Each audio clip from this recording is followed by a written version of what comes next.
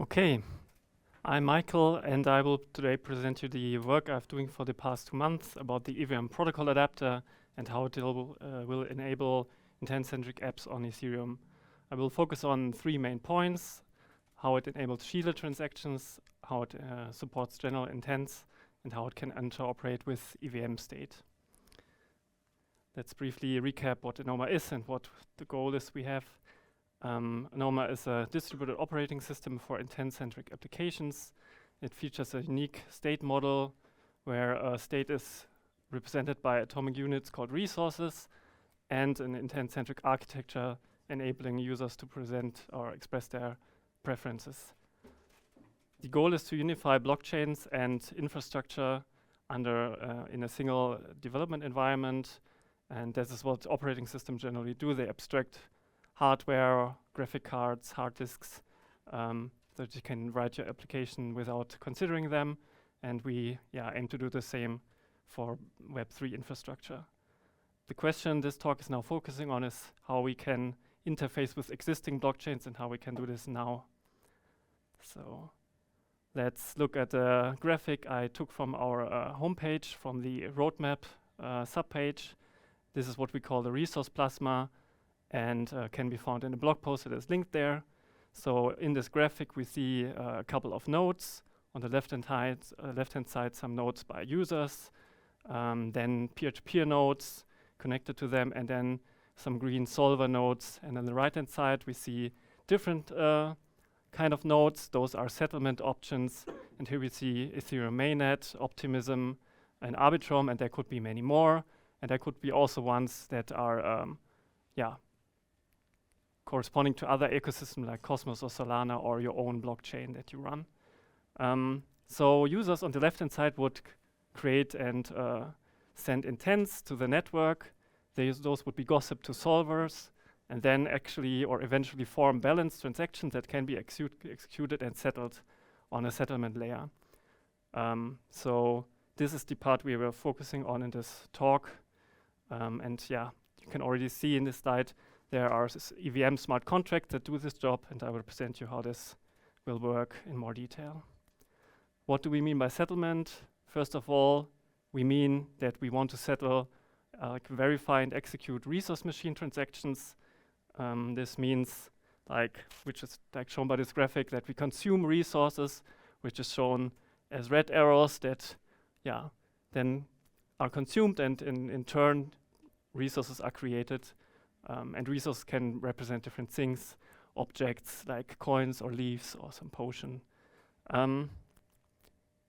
We have to publish state commitments for this transition that is happening, commitments to created resources and nullifiers of consumed resources.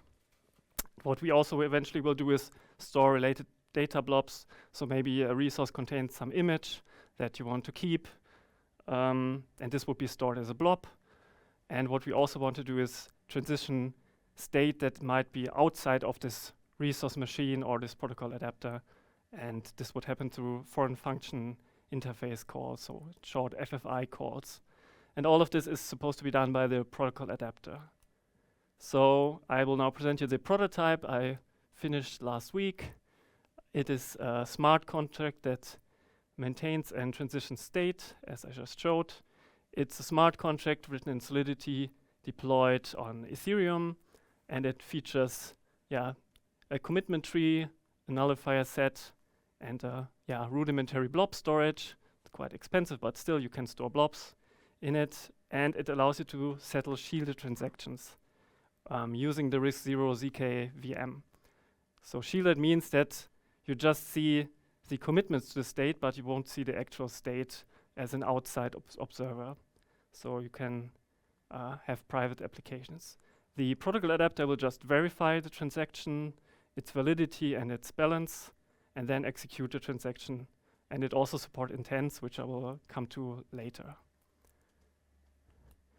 Current limitations of the protocol adapter are that it doesn't allow you to partially evaluate transactions later on, so everything must be already fixed and static, so you cannot add a timestamp later on currently.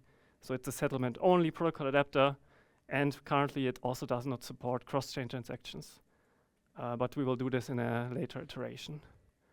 So let's look at shielded transactions and how the transaction flow would look like. Let's start with a basic example. So there's user Alice, and she first of all owns 3 Apple resources and wants to give them to Bob. What she will do is call an Anoma application, which is written in Juvix, and Juvix applications or Anoma applications contain basically three things: transaction function, projection functions, and resource logics and resource definitions that are associated with this application. So in this case, there would be a transfer transaction function that takes care of consuming Alice's Apple and creating a new one for Bob. In order to do this and to convince the resource machine that will live on the right-hand side, so on the left-hand side we have the Anoma off-chain part, and on the right hand the on-chain settlement part, to convince the resource machine on the right-hand side that everything is valid, there need to be proofs, and these proofs are generated with the RISC-0 backend we are developing. So the Juvix application would call this backend, compute proofs, and then output a transaction object in which everything is fixed. And this transaction object can then be given to the protocol adapter, which is deployed on Ethereum or some roll-up EVM chain. And it first of all would be verified by the protocol adapter, which calls the RISC-0 prover being deployed on the chain, and then executed. So on verification, we would check all the proofs, their validity, and also check that the commitment and nullifiers being part of the transactions don't already exist in the state. And if all this is given, then we will update the state and transition it. So the right-hand side is already implemented. On the left-hand side, we are working on the RISC-0 backend and making it available in Juvix. But we can already benchmark and test the Solidity contract I've written with mock proofs. And it's important to emphasize that those proofs have the same complexity and costs as as real proofs.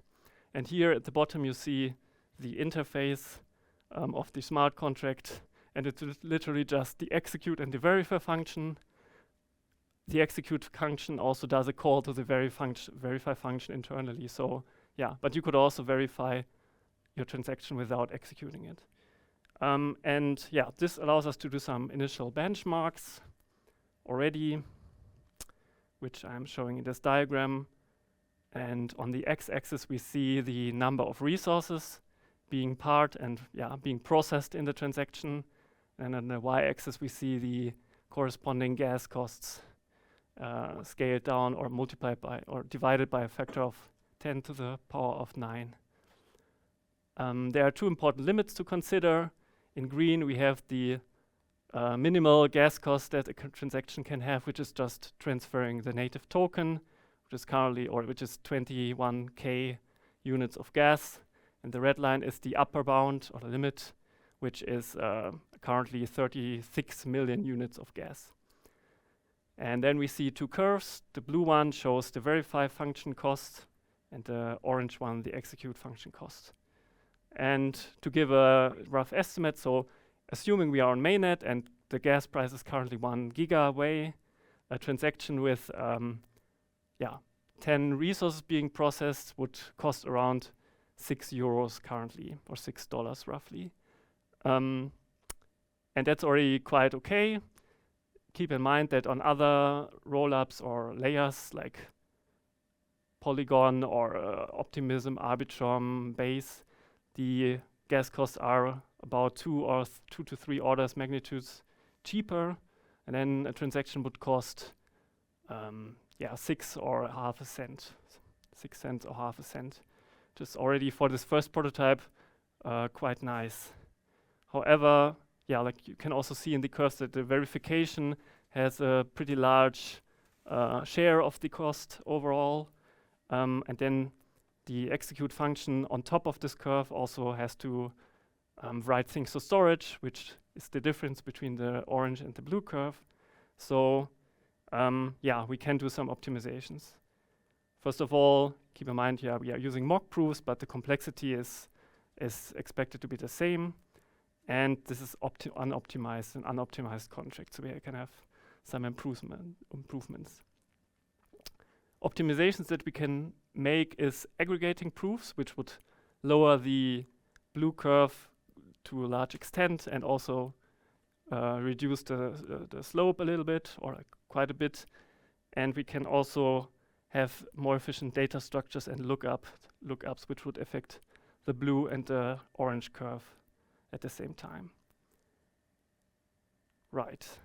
So this is like shielded transactions that are balanced, and now we can look at how general intents would work in this architecture. So we again start with Alice, having 3 apple resources that she owns, but yeah, she wants to have 2 banana resources instead. So what she's doing is, again, calling a JUVIX application and a swap function this time inside. This swap function would take care of consuming the 3 apples, requiring a signature by Alice that she has authorized this consumption, and yeah, it would create 2 bananas for her. Then we would already, or again, compute the proofs for the resources inside and proving the compliance with the resource machine rules. But this time, the transaction would not be balanced. And this is what we call an intent. Intent is practically an unbalanced transaction which needs another counterparty to add in more parts. So here we introduce Bob, who coincidentally has 2 bananas and wants 3 apples.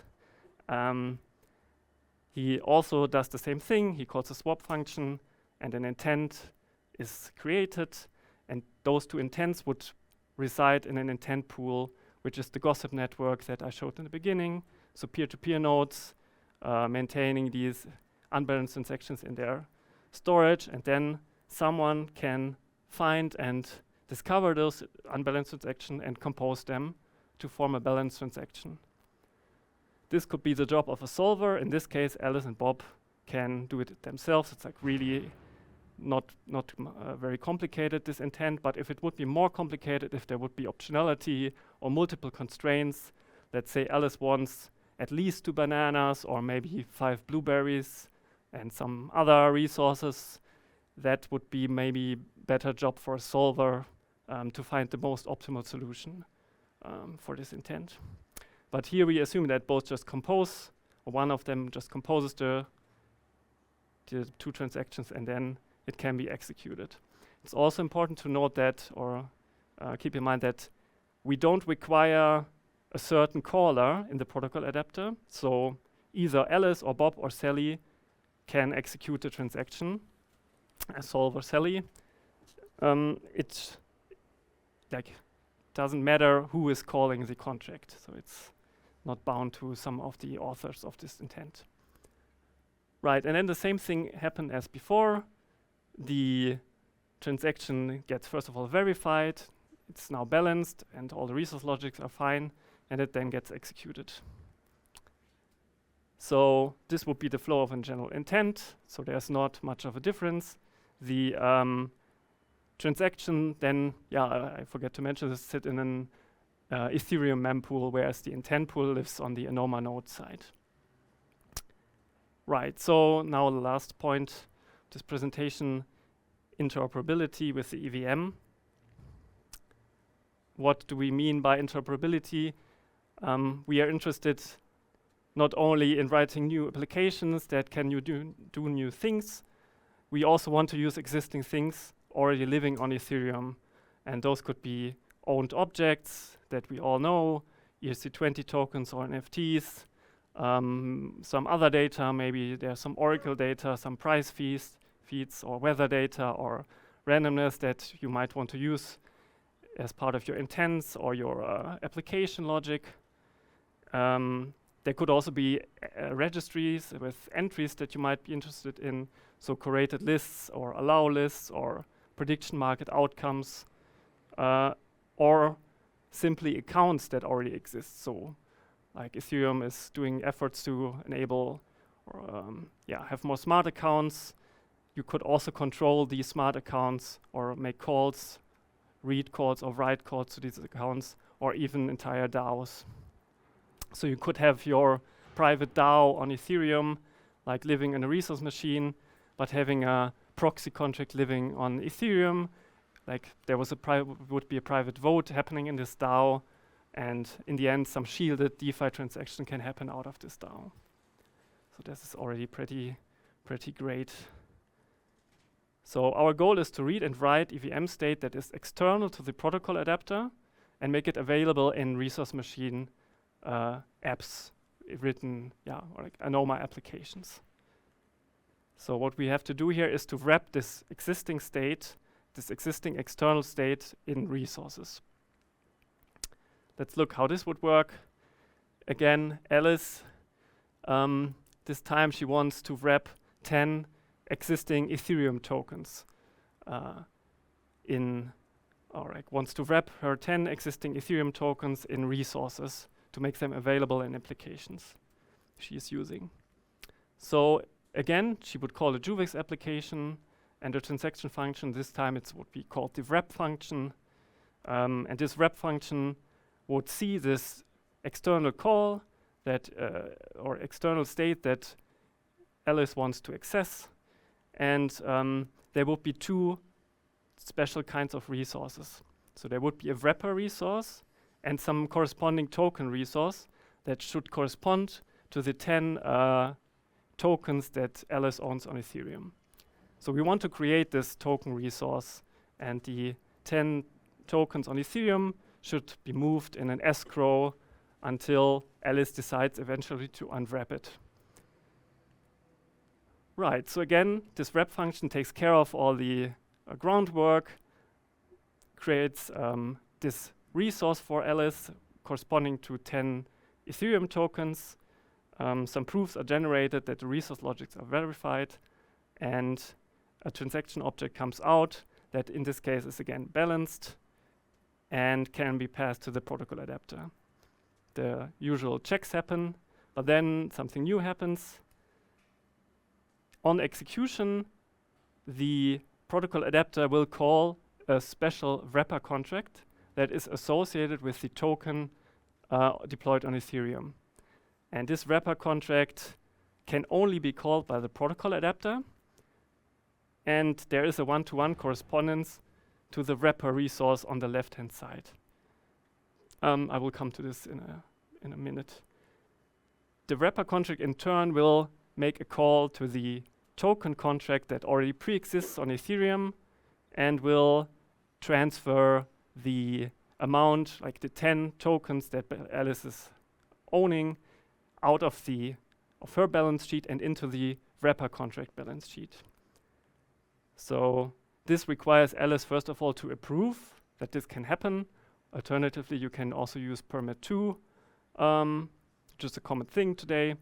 But like after you have authorized your balance being spent by some other contract, this is allowed to happen. So in order for this to be secure, we have to make sure that there is a one-to-one correspondence between the wrapper contract deployed to some address and the wrapper resource living in the resource machine state. And then there's a one-to-many correspondence between the token contract that pre-exists on Ethereum and the token resources that we create for Alice to then be used in applications. And the trick we are doing here is that we start from the resource of the token resource logic and enforce the presence of the wrapper logic or wrapper resource. The wrapper resource also enforces the presence of the token resource, and there is some referencing of the wrapper contract address and taking place. And in the end, this ensures that this is legitimate and it cannot be that there's this correspondence that is then ensured. We don't need to go into the detail here. Right, so in the end, what this allows is Alice to create a corresponding resource that has some correspondence to her balance on Ethereum. And if this resource can then now be sent to someone else, maybe to Bob, and this happens in the shielded domain, so no one can see that this resource or these tokens are being sent. And Bob can then decide to unwrap this resource to have, again, these 10 coins on his Ethereum balance sheet, and no one would see the origin of this. Right.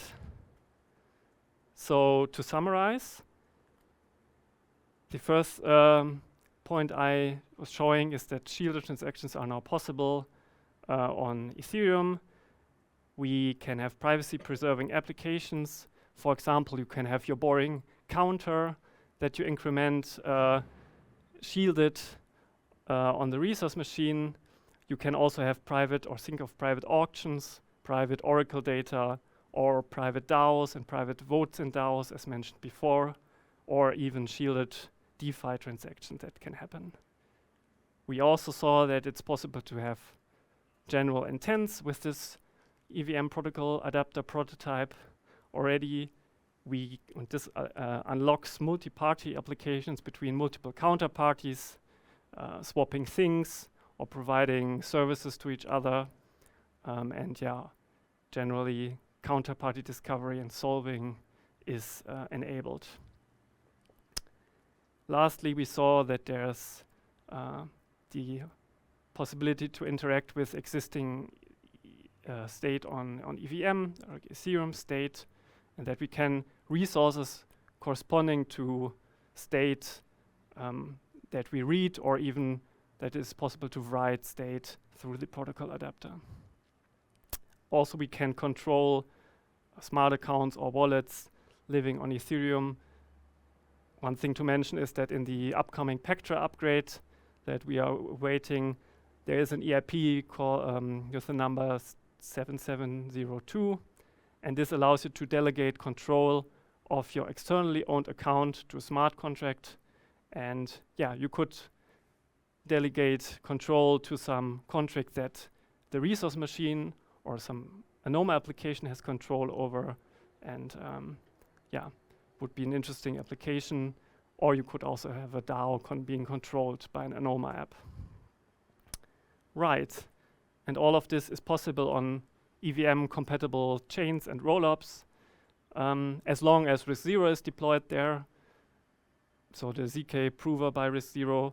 However, we are also working on more resource machines. You will hear the talk by Xiang soon, or like after my talk, who is presenting to you the Cairo resource machine, and we will also have a transparent resource machine implementation for your application. Right. The key takeaway I want you to remember from this talk is that this is the first step on the road to mainnet and of the realization of the resource plasma that we saw in the beginning. We are now able to have shielded intent-centric Anoma applications that can run and interoperate with the EVM ecosystem on basically any chain or roll-up that has the ZK infrastructure deployed on it. Right. With this, I want to thank you and point to some more resources. We have docs, also specs, and art reports ordered by the level of complexity, so you can pick whatever you like. And now I'm open for your questions. Thank you.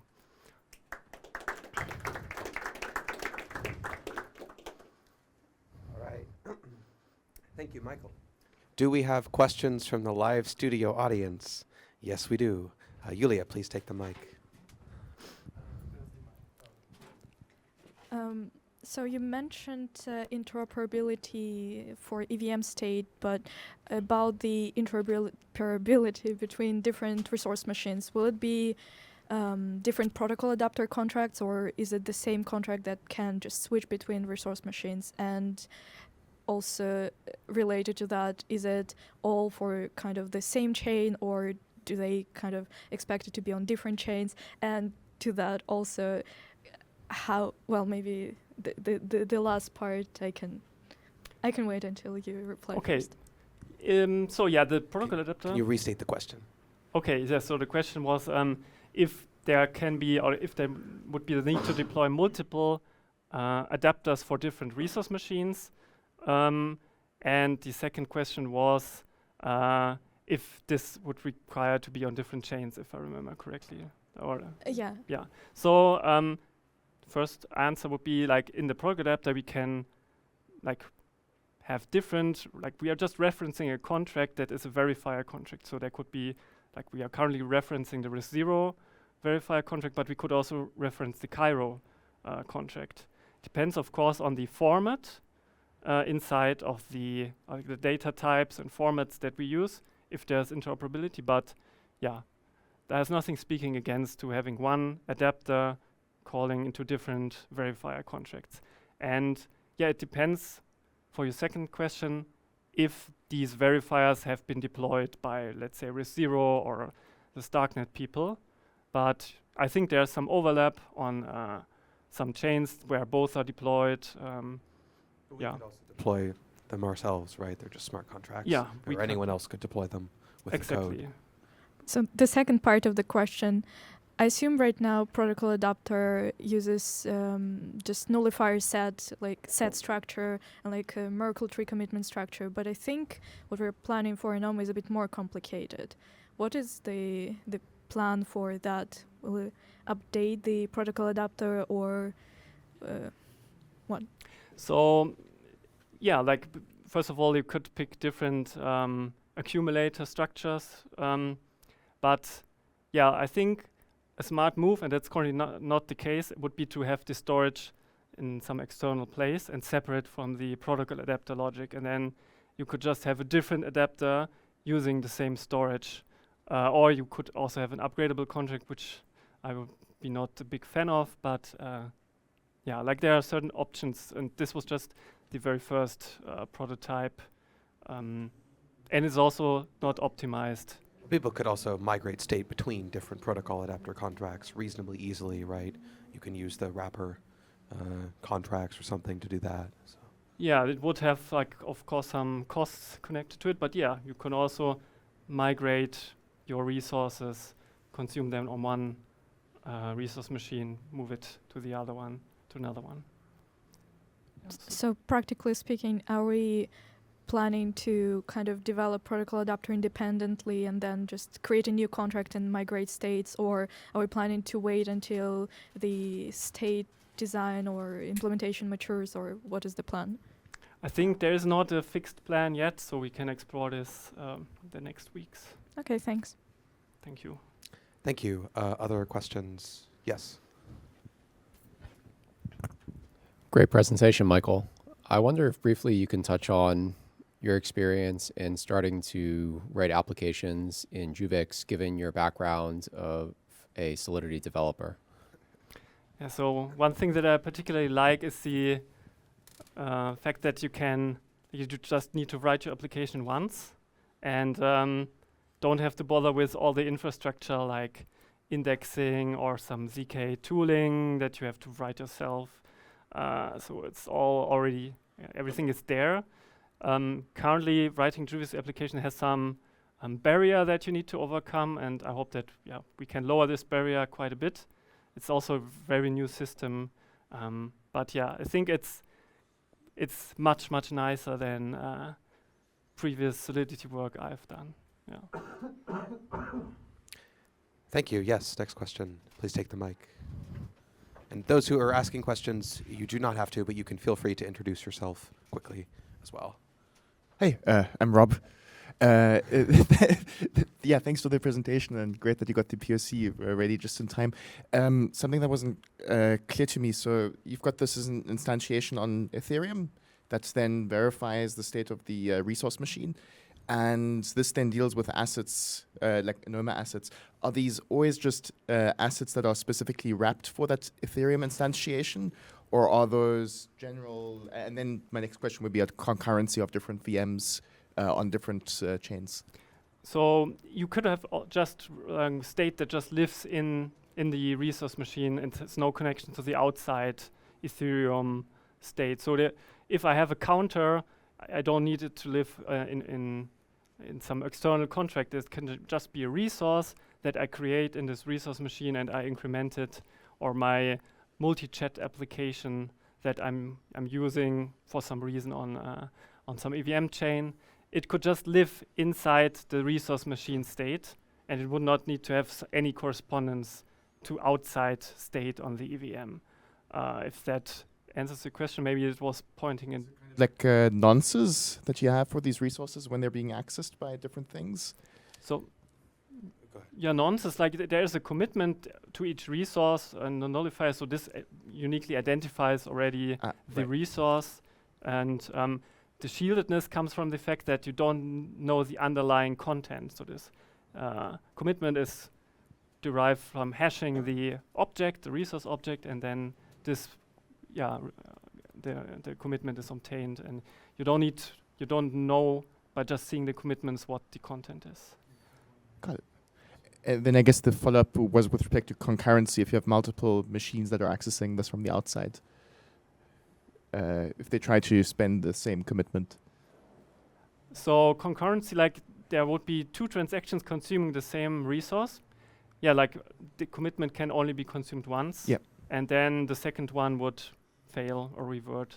Okay. Like, Yeah, I mean, with the protocol adapter deployed on Ethereum for resources which are controlled by that protocol adapter, it is Ethereum that determines the canonical ordering of transactions, just as it does for native EVM transactions. This just sits on top of that. We do have an entire cross-chain resource system called controllers, which describes how those cross-chain interactions and cross-chain resource transfers work. The protocol adapter does not yet implement that, but it will in the future. Cool. Thanks. All right, I think we've run out of time for questions on this presentation. Thank you again, Michael. And we will be, Michael will be followed by Shuyang talking about the Cairo resource machine in about 4 to 5 minutes. We'll take a short break.